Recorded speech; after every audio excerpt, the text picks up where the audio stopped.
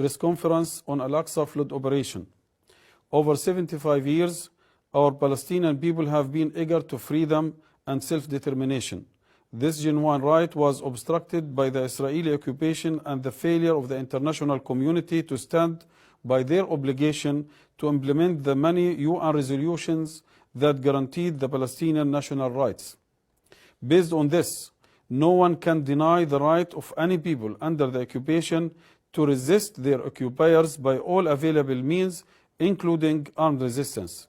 Here in the Palestinian context, we are speaking about a 75-year-old occupation that neglected and ignored all political and legal means to settle the conflict, where the Israeli enemy continued their policy of denial of the Palestinian people's existence and their national rights.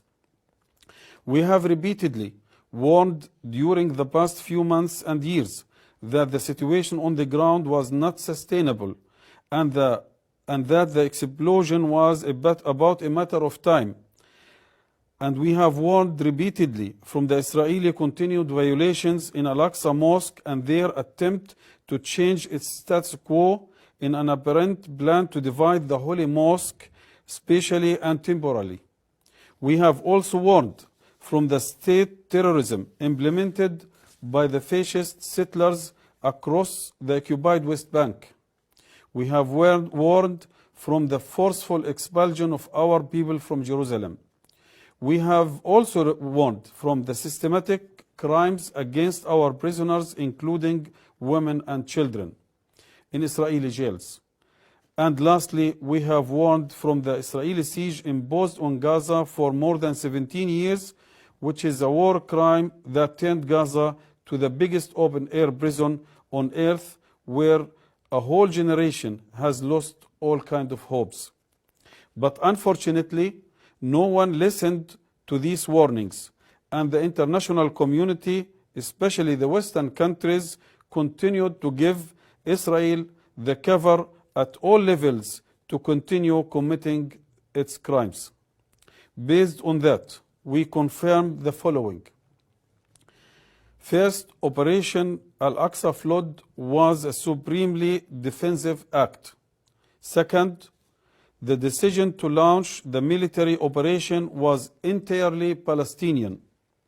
Third, the operation targeted only Israeli military bases and compounds that were suffocating the people of Gaza for more than 17 years.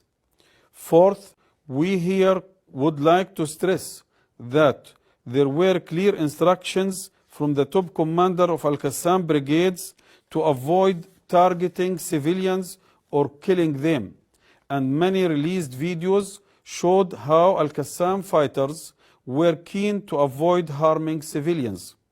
Fifth, as a result of the swift collapse of the Israeli military bases and the surrender of the Israeli soldiers, chaos prevailed in the scene where civilians found themselves in the middle of the confrontations.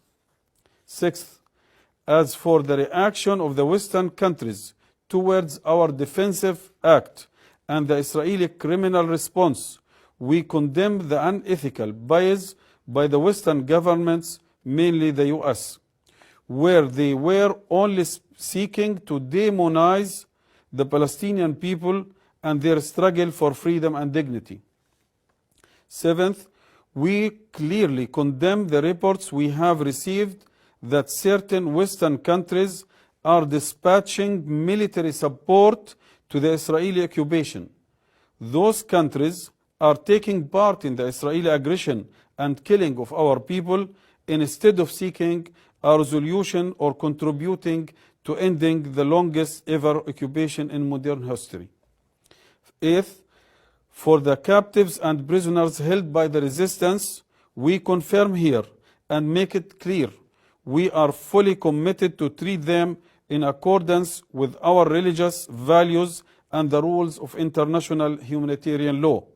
But in the same time, we are really worried that as the Israeli aggression is everywhere in Gaza, they might be the victims to the Israeli army bombardment like our people. where all know that Israel military allows Israeli army to target captives and their captors, even if it leads to kill them, which is named the Hannibal Doctrine. Ninth, we also confirm that the file of prisoners and captures will not be open as long as the Israeli aggression on Gaza continues. 10th, on the Israeli allegations of killing civilians and beheading of babies, which were unethically and unprofessionally adopted by many Western media outlets, this is completely shame that these media outlets follow such lies and Israeli propaganda without making simple efforts to check the reality of these allegations. We firmly deny these allegations, and as we reject this media bias, we call on the media agencies to abide by the journalism code of ethics.